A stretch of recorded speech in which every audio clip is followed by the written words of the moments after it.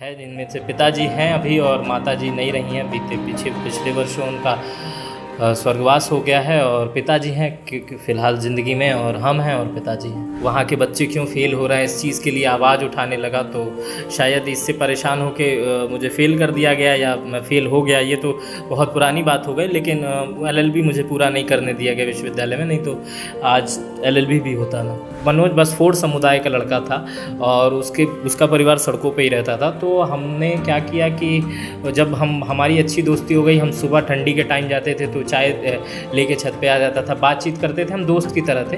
तो जब एक दिन बात करते करते हमारा कोचिंग ख़त्म होने लगा और आगे हमारे एग्ज़ाम थे, तो वो कहा कि साहब अब तो आप साहब बन जाएंगे, तो अगर आप साहब बन जाए तो हमको अपने यहाँ काम पे रख लीजिएगा।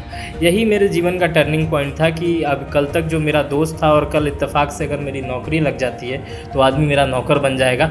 तो वही मेरा टर्निंग पॉइंट था। उसके बाद से फिर मैं उसी समाज के लिए, उनके समाज के बीच में, उनके घर में शादियों में जाने लगा। चलती धाराओं में कोई भी तैर लेता है, जो विपरीत धाराओं में तैरता है और विपरीत काम करता है वो असली नावक होता है, जो नाव चलाने वाला होता है। प्लास्टिक के गिलास में पानी इसलिए दिया जाता है क्योंकि मैं छोटे समुदाय के साथ, उनके हिसाब से छोटा, वैसे काम में तो उनसे बड़ा काम करता है वो, उनके हिसाब से छोटे समुदाय के साथ बैठता हूँ, इसलिए मुझे बहुत अपने ही करीबियों के वहाँ इस टाइप की चीज़ें शायद वो लोग देखें तो अब सब सीख जाएं। नमस्कार, उत्कर्ष पत्रिका देख रहे हैं आप। मैं हूं आपके साथ आदित्य त्रिपाठी। व्यक्ति विशेष के आज के अंक में हम जिस शख्स से आपको रूबरू कराने जा रहे हैं वह सबके मित्र भी हैं और जो सबके जीवन में प्रकाश भी लाते हैं, जिनको सोशल एक्टिविस्ट के रूप में लोग जानते हैं, पहचानते हैं। जी हाँ, हमारे साथ बातचीत करने के लिए व्यक्ति विशेष के आज के अंक में हमारे साथ मित्र प्रकाश जी हैं। मित्र प्रकाश जी, सबसे पहले तो हमारे चैनल में आपका बहुत बहुत स्वागत है। शुक्रिया, आपका बहुत बहुत धन्यवाद, आपने मुझे आमंत्रित किया, इस लायक समझा। जैसे कि क्वेश्चन आंसर का हम दौर शुरू करें व्यक्ति विशेष के इस अंक में, आपके लुक को लेकर के भी काफ़ी चर्चाएं रहती हैं यहाँ पर, तो थोड़ा सा लुक के बारे में आज हम आपसे परिचर्चा शुरू करना चाहेंगे, अपने लुक के बारे में, और खासकर आपका जो हेयर स्टाइल है। और मैं भी एक चीज़ बता दूं कि अब तक मैं इनके सर पे मुझे लगता था कि ये पगड़ी बांध के बैठते हैं, लेकिन ये इनकी नेचुरल हेयर हैं, तो इसके बारे में थोड़ा सा बताइए, ये कैसे? ये एक बाल है, प्राकृतिक चिकित्सा से पढ़ाई कर रहा हूँ और बाल में शैम्पू तेल नहीं लगाता हूँ, इस वजह से बाल ऐसे हो गए हैं। और दूसरा मुझे अच्छे लगते हैं और लोगों को भी जब से अच्छे लग रहे हैं कि कुछ यूनिक है, शायद इसकी वजह से लोग मेरा चेहरा और नाम नहीं भूलते हैं। तो एक बड़ा कारण इसको रखने का ये है कि लोग इसी बहाने कम से कम बड़े बाल वाला, बड़े दाढ़ी वाला याद रखते हैं, इस टाइप का। और कोई इशू नहीं है, प्राकृतिक चिकित्सा से पढ़ाई कर रहा हूँ और बाल, उस पर मेरा विशेष ध्यान है कि आजकल लोग बालों से बहुत परेशान हैं, तो सोच रहा हूँ इसी पर रिसर्च करूँ और खुद के बढ़ा रहा हूँ। और उस पर मदार का दूध और ये भस्म चीज़ें लगाता हूँ, जिससे सुरक्षित भी रहते हैं और आगे बचे रहते हैं। सर, ऐसा होता है कि जो रिसर्च करना होता है वो लोग दूसरों पर ही करते हैं, तो ये किसी से इंस्पायर होकर कि ये? नहीं, प्राकृतिक चिकित्सा की जब आप पढ़ाई करेंगे तो आपका 2 महीने का प्रैक्टिकल खुद पे ही होता है, और वो ये प्रैक्टिकल दूसरे चीज़ों पे एलोपैथ में होता है, प्राकृतिक चिकित्सा में एक्सपेरिमेंट खुद पे होता है। तो ये कोई बहुत बड़ा एक्सपेरिमेंट नहीं था जो चूहे और मच्छर या कीड़ों पे किया जाए, ये खुद का ही है। बाल ही तो बढ़ाना है। हमारे साधु संत समाज में इसी तरह लोग बालों में शैम्पू नहीं करते हैं, उनके बाल सुरक्षित रहते हैं और सब हमेशा रहते हैं, तो ये है। और खैर, हम यहाँ पे बाल के विषय में बात करेंगे तो आप किसी क्योंकि आपके हेयर स्टाइल देख करके काफ़ी अच्छा लगता है और एक यूनिक भी है, तो इसीलिए हमने सोचा कि यहीं से शुरुआत की जाए। व्यक्ति विशेष में हम आपके पारिवारिक पृष्ठभूमि, आपसे रिलेटेड जो चीज़ें हैं आपके व्यक्तिगत जीवन से, उसके बारे में हम बातचीत करते हैं। तो सबसे पहले थोड़ा सा अपने परिवार के बारे में बताइए कि फैमिली में कौन कौन है, क्या पारिवारिक पृष्ठभूमि है, इसके बारे में। परिवार तो ये पूरी दुनिया है हमारी, लेकिन जो अपना निजी, जिनके द्वारा मेरी उत्पत्ति हुई है, वो माँ बाप है, जिनमें से पिताजी हैं अभी और माताजी नहीं रही हैं। पिछले वर्षों उनका स्वर्गवास हो गया है और पिताजी हैं फ़िलहाल ज़िंदगी में, और हम हैं और पिताजी हैं। अच्छा, अपनी पढ़ाई के बारे में थोड़ा सा बताइए। पढ़ाई हमने ग्रेजुएशन और पोस्ट ग्रेजुएशन यहीं गोरखपुर विश्वविद्यालय से किया है। एलएलबी में प्रवेश लिया था, उसके बाद पॉलिटिकल कई कारण थे, वहाँ पे उठाने लगा। उसके बाद से उन लोगों ने एक बार हट गया मैं वहाँ से, फिर एक बार फेल कर दिया गया, मतलब तमाम कारण थे। एलएलबी हमारी हो नहीं पाई वहाँ से, और फिर प्राकृतिक चिकित्सा से पढ़ाई कर रहा हूँ। प्राकृतिक चिकित्सा से आप अभी प्रेजेंट टाइम में ही पढ़ाई कर? मैंने 1 साल पूरा किया था, उसके बाद से फिर वहाँ पे कई मुद्दों को लेके एलएलबी में, जैसे बाथरूम और तमाम शौचालय महिला के लिए, और वहाँ के बच्चे क्यों फेल हो रहे हैं, इस चीज़ के लिए आवाज़ उठाने लगा। तो शायद इससे परेशान होके मुझे फेल कर दिया गया, या मैं फेल हो गया, ये तो बहुत पुरानी बात हो गई। लेकिन एलएलबी मुझे पूरा नहीं करने दिया गया विश्वविद्यालय में, नहीं तो आज एलएलबी भी होता मैं। ये कब आपके जहन में आया कि मुझे प्राकृतिक चिकित्सा से पढ़ाई कर लेनी चाहिए, ये कब सोचा? ये एक नेचुरल है, एलोपैथ और तमाम जगहों पे दुनिया जा रही है, तो मेरे लिए, मेरे करियर के लिए मुझे लगा कि एक सूटेबल चीज़ें हैं कि मैं प्राकृतिक चिकित्सा से पढ़ाई करूं, और इससे जो लोग नहीं भी, जिनके पास जो संपन्न है, क्योंकि इसमें हवा, पानी, मिट्टी, आग, इन्हीं सब चीज़ों से इलाज होता है, जो सही समय पर सही चीज़ दिया जाए। तो हम चाहेंगे, हम ये सोचा कि मान लीजिए कि जो गरीब तबका है, जो दवा नहीं खरीद सकता है और उसके पास टाइम अधिक है, तो इन सब चीज़ों से इलाज कर सकेगा, और ये लोगों को बताएंगे तो लोगों को इसमें सरल है लोगों के लिए, और उनकी प्रकृति में ही उनका इलाज अगर हो जा रहा है तो इससे बेहतर क्या है। इसलिए ये स्टेप है सामाजिक दृष्टि, नेचुरल तरीकों से। हाँ, सामाजिक दृष्टि से, और ये अपना एक आय का साधन भी, अगर इससे हम डॉक्टर बनेंगे तो हो सकता है कि इसकी कुछ जिनके पास पैसे हैं उनको, उनसे पैसे भी नहीं है, एक आय का साधन भी होगा, और एक एजुकेशन भी है, एक डिग्री भी है। तो ये विचार मन में इसीलिए आया। अब सोशल एक्टिविस्ट भी हैं, सामाजिक कार्यों में आप काफ़ी बढ़ चढ़ के हिस्सा लेते हैं, इसके बारे में थोड़ा सा बताइए। कब आपके दिमाग में आया कि मुझे भी करना चाहिए? एक आम जनजीवन चल रहा था, बहुत सामान्य सी ज़िंदगी थी। इंटर हाई स्कूल पास करके पढ़ाई कर रहा था, आराम से कोचिंग से जा रहा था। यहीं गोरखपुर शहर में एक बैंक रोड जगह है, उसके बगल में एक कोचिंग थी, वहाँ मैं पढ़ाई करता था। तो पढ़ाई करने के दौरान चूँकि साधन उतने थे नहीं, तो कभी पैदल, कभी दूसरे की साइकिल, कभी किसी दूसरे के स्कूटर पर बैठ के जाता था। तो जिधर से जहाँ मेरी कोचिंग थी उसके सामने कुछ ऐसे लोग रहते थे जो सड़कों पर रहते थे। तो उसी कोचिंग में पढ़ने वाले लोगों से जब मैं खाली होता था, एक गैप मिलता था, एक नौकरी की तैयारी कर रहा था मैं, तो जब गैप मिलता था तो उसी में आके उनसे बातचीत करता था। तो उसी में एक साथी मेरा दोस्त बन गया जिसका नाम था मनोज। राजू उसका छोटा भाई था। मनोज और राजू मेरे दोनों अच्छे दोस्त थे। मनोज दोस्त बन गया, तो फिर मनोज बसफोड़ समुदाय का लड़का था और उसका परिवार सड़कों पे ही रहता था। तो हमने क्या किया कि जब हमारी अच्छी दोस्ती हो गई, हम सुबह ठंडी के टाइम जाते थे तो चाय लेके छत पे आ जाता था, बातचीत करते थे, हम दोस्त की तरह थे। तो जब एक दिन बात करते करते हमारा कोचिंग ख़त्म होने लगा और आगे हमारे एग्ज़ाम थे, तो वो कहा कि साहब अब तो आप साहब बन जाएंगे, तो अगर आप साहब बन जाए तो हमको अपने यहाँ काम पे रख लीजिएगा। यही मेरे जीवन का टर्निंग पॉइंट था कि अब कल तक जो मेरा दोस्त था और कल इत्तेफाक से अगर मेरी नौकरी लग जाती है तो आदमी मेरा नौकर बन जाएगा। तो वही मेरा टर्निंग पॉइंट था। उसके बाद से फिर मैं उसी समाज के लिए, उनके समाज के बीच में, उनके घर में शादियों में जाने लगा, उनके बीच में जाने लगा। दोस्त हमने कहा ऐसा कुछ नहीं होगा, अब भी आएंगे। इस बात को सत्य करने के लिए मैं उससे रोज़ मिलने लगा, उसके शादियों में उनके वहाँ जाने लगा। फिर धीरे धीरे करके हम परिवार से घुलने मिलने लगे। मुझे इतना बड़ा आइडिया नहीं था कि इतना बड़ा काम हम कर जाएंगे या इतना बड़ा हमें अचीवमेंट मिलेगा, कुछ नहीं। फिर धीरे धीरे उन कुछ बच्चे थे उनमें जो पढ़ना चाह रहे थे, स्कूल सरकारी जाते थे, वहाँ से कुछ कॉपी पेन, तो उनको धीरे धीरे वहीं बैठ के पढ़ाने लगा। फिर ये संख्या ज़्यादा लोगों का, उनका जैसे पढ़ा लिखा उनमें से कोई था, फिर उनको भरोसा होने लगा मुझ पर कि ये आदमी मेरे लिए कुछ कर सकता है, ये कर सकता है। फिर धीरे धीरे दिमाग में आइडिया आने लगे। उस समय शहर में एक देश में एक आंदोलन, अन्ना आंदोलन चल रहा था। देश उससे भी प्रभावित था, मैं भी प्रभावित था। अन्ना जी के मंचों पे जाके दिल्ली तक गया था मैं, और वहाँ से भी एक लगा कि देश में इस तरह से भी अलग जगाई जा सकती है। फिर वहाँ से एक और मोटिवेशन हुआ। फिर इन लोगों के बीच में जब आया तो ऐसा लगा कि इनको काम करके, सरकार से बात करके इनके काम किए जा सकते हैं, इनको पढ़ के स्कूल भेजा जा सकता है। तो शुरुआत में मैंने पढ़ाना लिखाना, फिर इनके आधार कार्ड, बैंक पासबुक और जो भी बैंक खाते, ज़रूरी सुविधाएं थी वो खुलवाना शुरू किया।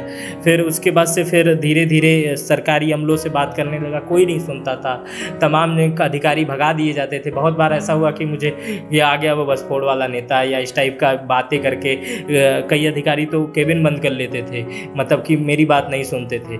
फिर एक अचानक सब कुछ बदलता है और गोरखपुर में एक डीएम आते हैं के विजेंद्र पांडेयन। वो मेरी बातें सुनते हैं, गंभीरता से लेते हैं, कहते हैं बहुत गंभीर मामला है ये तो, और उन्होंने बड़े ध्यान से सुना और इसको किया। और उसके बाद से फिर मेन था कि घर, और उसमें उनकी बड़ी भूमिका थी कि उन्होंने कहा कि 100-200 घर मैं आपको दे दूंगा उन समुदाय के लिए। आज उनके पास घर है, अपना मकान है, और एक बड़ी लड़ाई हमने जहाँ से शुरू की थी जीत गया मैं। फिर समाज के मुद्दों पे अब लड़ाई लड़ रहा हूँ, उनके लिए जो संसाधन है जुटा रहा हूँ, और जो भी दिक्कतें होती हैं उस पर एक आम नागरिक की तरह आवाज़ उठाता हूँ। कोई गलत चीज़ देख नहीं पाता हूँ इसलिए बोल देता हूँ, बस यही है। अच्छा, इसी में जैसा आप बता रहे थे कई सारे, खैर निश्चित रूप से आपने इतना बसपोड़ समुदाय के लिए किया, उन लोगों के लिए घर भी दिलवाया, जैसा कि आप बता भी रहे थे कि के विजेंद्र पांडेयन जी जो अभी गोरखपुर के डीएम हैं। लेकिन कोई ऐसा भी काम रहा हो जो बहुत आपको लगा हो कि बहुत चैलेंजिंग है और बहुत आप उसमें परेशान भी हुए हों, कुछ ऐसा काम रहा हो जो दिमाग में आपके अभी तक रहा हो, उस बारे में कुछ बताइए। अभी पिछले लॉकडाउन का जब सीज़न चल रहा था, एक वाक़या है हमारी कुछ मीडिया के, इसमें आपके संपादक जी जो हैं वो भी शामिल थे इसमें, और एक बहन थी हमारी बहन, सामाजिक बहन वो बन गई थी। एक महिला थी जो रोड पे तड़प रही थी पिछले लॉकडाउन, और इतना ज़्यादा सामाजिक कोरोना को लेकर डर हो चुका था कि कोई किसी को छू तक नहीं रहा था। तो उसमें एक पत्र जर्नलिस्ट मुझे, दीपक श्रीवास्तव न्यूज़ नेशन के जर्नलिस्ट हैं, उन्होंने मुझे फ़ोन किया। तो उसके बाद से हम वहाँ पहुँचे और उसको इलाज के लिए ले गए। फिर वो सड़क पे ही थी, तब तक वो सड़क पे ही थी, और उसके बाद इलाज के लिए गए वहाँ। उस समय इलाज हो गया, पता चला उसके पेट में 3 महीने का बच्चा था और गैस बन गया था। अब वो 3 से जो 4 महीने का दौर था, 6 महीने का दौर था, वो काफ़ी ख़तरनाक था, क्योंकि उसके पास खाने पीने की ज़रूरत ही नहीं थी, लॉकडाउन था, और उसको कैसे रखा जाए, क्या किया जाए, कोई सरकारी सिस्टम नहीं काम कर रहा था कि कहाँ से उसको कर, वो काफ़ी चैलेंजिंग था। और जब उसका मेन समय आया था तो उस समय भी उसके पास कुछ नहीं था। अंतिम समय ऐसा लग रहा था कि हम लोग उसको बचा नहीं पाएंगे, और अगल बगल के सारे लोग भावुक हो चुके थे कि वो बच गई। लेकिन एक बैग अचानक वो ऐसे आँख खोली और कही भैया, तो मुझे लगा कि ये जिंदा है और उसका बच्चा जच्चा दोनों से शामिल था। उसके बाद से कुछ दिन बाद जब लॉकडाउन ठीक हुआ तो उसको घर पर भी किसी तरह प्रोवाइड कराया गया। आज सब कुछ ठीक है। तो बीते 1 सालों का चैलेंजिंग यही था, और बाकी चैलेंजिंग तो इतना दुनिया में था। जब हम घर के लिए लड़ाई लड़ रहे थे, या जब किसी एक्टिविज़म के लिए लड़ाई लड़ते हैं, तो पॉलिटिकल प्रेशर, जहाज से मारने की धमकी, ये सब तो आम बातें हो गई हैं, मतलब हो जाती हैं। तो ये सब का जिक्र करना तो अच्छा नहीं लगता है, क्योंकि आप जब किसी के पेट पे लात मारते हो तो सीधे वो जान का दुश्मन हो जाता है। जैसे अभी हम जब अभियान चलाते हैं उन बच्चों को पकड़ने के लिए जो एडिक्शन के शिकार हैं, या जो होटलों पे काम करते हैं, गरीब छोटे बच्चे काम करते हैं होटलों पे, तो उनके होटलों को जब बंद कराने की बात होती है तो सबसे पहले होटल मालिक आपका दुश्मन बन जाता है। तो वो फ़ोन करता है कि आप बच नहीं पाओगे, ये है, इसी शहर में रहना है। तो इस टाइप के तो आदी हो गए, तो इस नाते इस टाइप के जिक्र नहीं किया मैंने। लेकिन ये और चैलेंजिंग ये था पिछले 1 सालों का कि उसको हम लोग बचा ले गए, और आज उसका जच्चा बच्चा सारी चीज़ें सुरक्षित हैं, अपनी खुशहाल ज़िंदगी जी रही है कहीं। अच्छा, जैसे धमकियों की बात आप बता रहे थे, तो कभी किसी के खिलाफ शिकायत वगैरह भी किया? कभी कुछ ऐसा लगा हो कि ये कई बार मुझे परेशान कर चुका है, या आप उससे बहुत परेशान हो गए हो, तो कहीं पुलिस वगैरह में इसकी शिकायत नहीं किया? शिकायत का क्या है, शिकायत तो सबको पता है कि कौन कर रहा है। बिल्कुल शिकायत की, कई बार शिकायत की, ऐसी बात नहीं है। लेकिन जब पता ही रहता है कि वो आदमी जिससे वो धमकी दे रहा है उसके कोई एविडेंस तो होते नहीं है, फ़ोन पे कर देते हैं, चिट्ठी फेंक देते हैं, या घर पे आके बड़बड़ा के चले जाते हैं। तो अब आदी सा हो गया हूँ, तो कोई ऐसा डर नहीं है। कैमरे लगवा लिया हूँ घर पे, और किसी के साथ निकलना होता है तो एक आदमी के साथ निकलता हूँ। डर का कोई डर लगता नहीं है, पहले से कभी डरा नहीं किसी से। तो इन सब चीज़ों से, और गांधी के सिद्धांतों पे चलने वाला आदमी, गांधी जी ने अपने अंतिम दम तक सुरक्षा नहीं ली थी, तो वो कहते थे कि कोई अदना सा इंसान एक पत्ता नहीं हिला सकता है, तो किसी की जान क्या लेगा। जब ईश्वर की इच्छा होगी तो व्यक्ति ख़त्म हो जाएगा। तो उसी सिद्धांत में हूँ। तो मैं अपना काम करता रहता हूँ, लोगों के लिए काम खड़ा रहता हूँ, तो कोई फ़र्क नहीं पड़ता है कि कौन क्या कह रहा है, कैसे कर रहा है। किसी की इतनी हैसियत नहीं कि कोई मुझे मार देगा। ईश्वर की इच्छा होगी तो मर जाऊंगा। अच्छा, अभी जैसे आप मान लीजिए अभी आप हैबिचुअल हो चुके हैं, जब आपने स्टार्टिंग में, जैसा कि आप बता रहे थे कि कोचिंग भी आप अपने दोस्त के साथ जाते थे, जब धीरे धीरे आप सामाजिक कार्यों में आए, घर से भी काफ़ी दबाव होता होगा कि पढ़ाई करो, अपनी वो पढ़ाई करो, आगे बढ़ो, जैसा अधिकारी बनो, जो आपके दोस्त भी कह रहे थे, तो घर से कभी दबाव नहीं बना फिर आप? ना देखिए सामान्य परिवार जैसे आपका है वैसे इनका है, जैसे हमारा है, सबका सामान्य, मेरा भी था, बहुत प्रेशर पड़ा, लेकिन बहुत वो हुआ, पागल गए लोग, परिवार के लोग, बहुत सारे ऐसे हमारे ऐसे समाज में ऐसे लोग हैं, मैं सामाजिक लोग जिनके घर जाता हूं तो लोग मुझे डिस्पोजल ग्लास में पानी देते हैं, क्योंकि मेरा उठना बैठना एक विशेष समुदाय के साथ है, तो और वो एक विशेष समुदाय से आते हैं, तो इस नज़रिए से भी मुझे देखा जाता है। दूसरा कि बहुत ज़्यादा ये सबसे मेरे लिए हर्ट पार्ट रहा है कि मुझे प्लास्टिक के गिलास में पानी इसलिए दिया जाता है क्योंकि मैं छोटे समुदाय के साथ, उनके हिसाब से छोटा, वैसे काम में तो उनसे बड़ा काम करता है वो, उनके हिसाब से छोटे समुदाय के साथ बैठता हूँ, इसलिए मुझे बहुत अपने ही करीबियों के वहाँ इस टाइप की चीज़ें, शायद वो लोग देखें तो अब सब सीख जाएं, तो ये मेरे लिए सबसे हर्ट रहता है। बाकी बेवकूफ़ पागल तो सुनने का आदी हूँ कि ये जब सड़कों पे बैठ के पढ़ाना बच्चों को शुरू किया था तो कुछ गुजरने वाले लोग हंसते थे देख के, ये क्या कर रहा था, जैसे आप अभी बाल को देख के सवाल पूछे, इस तरह लोग यही सवाल पूछते थे कि क्या मिलता है, इससे क्या मिलता है, ऐसे कहाँ से ये होता है, तो ये तो आदी हो गया था। मम्मी पापा का भी बहुत वो रहा कि ये क्या कर रहे हो, ये मैंने कह के देख किया कि अगर एक आदमी के करियर ख़राब होने से अगर हज़ारों लोग के करियर बन जाते हैं तो मेरा ख़राब होना ज़्यादा सही है, लेकिन ख़राब हुआ नहीं, और मैंने बहुतों को बनाया, इसलिए मुझे लगता है कि मैं अब सामाजिक प्राणी हो गया हूँ, तो समाज मेरा करियर ख़राब नहीं होने देगा। आप एक सोशल एक्टिविस्ट के साथ साथ आप पॉलिटिकल एनालिसिस भी आप करते हैं, तो थोड़ा सा यूपी में जो आगामी विधानसभा चुनाव 2022 में आने वाला है, अभी आपने शायद बंगाल पे भी प्रिडिक्शन किया था आपने, तो कि इतने जो भी लगभग आप उसी के आसपास आपका प्रिडिक्शन आया, थोड़ा सा यूपी के बारे में आपको क्या लगता है 2022 में किसकी सरकार बनेगी?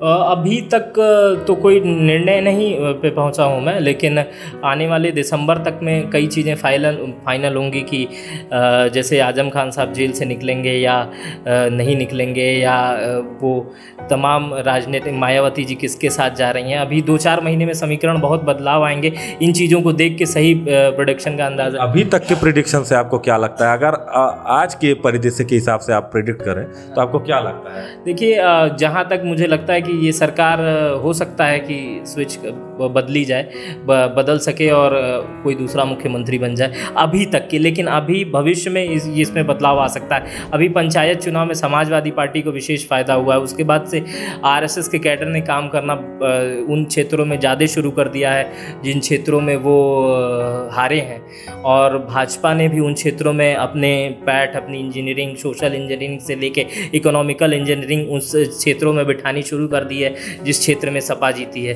तो आप अंदाज़ा लगाइए कि भाजपा के पास केंद्र का भी पावर है, प्रदेश का भी पावर है, पैसे हैं, मशीनरी है, सारी चीज़ें हैं, तो कहीं ना कहीं उसको सेटिंग करने में, और अभी योगी जी का जो सिस्टम चल रहा था कि योगी मुख्यमंत्री रहेंगे या नहीं रहेंगे, तमाम ऊपर से अपडेट्स आ रहे थे कि फिर वो मिलने गए, तो एक समीकरण बांधा जा रहा है और कुछ ना कुछ ऐसा लग रहा है कि बदलाव हो सकता है और नहीं भी हो सकता है। राजनीति में आप किसको अपना आदर्श मानते हैं? अब्दुल कलाम आज़ाद और जवाहरलाल नेहरू, इंदिरा गांधी, ये लोग आदर्श हैं हमारे। विदेश में कार्ल मार्क्स, अब्राहम लिंकन, ये इन्होंने देश के लिए बहुत जानें दी हैं अपनी, और शुरुआत से देश के लिए काम किया है। जैसे इंदिरा गांधी जी, राजीव गांधी जी इस देश में प्रधानमंत्री रहते हुए नहीं रहे और आईआईटी से लेके तमाम चीज़ें दी। ऐसा नहीं कि इससे कांग्रेस का कोई लेना देना है, मैं कांग्रेसी हूँ, इनको माना, हालांकि सरदार वल्लभ भाई पटेल और इन लोगों ने भी बहुत अच्छा काम किया है और ये भी हमारे आदर्श हैं।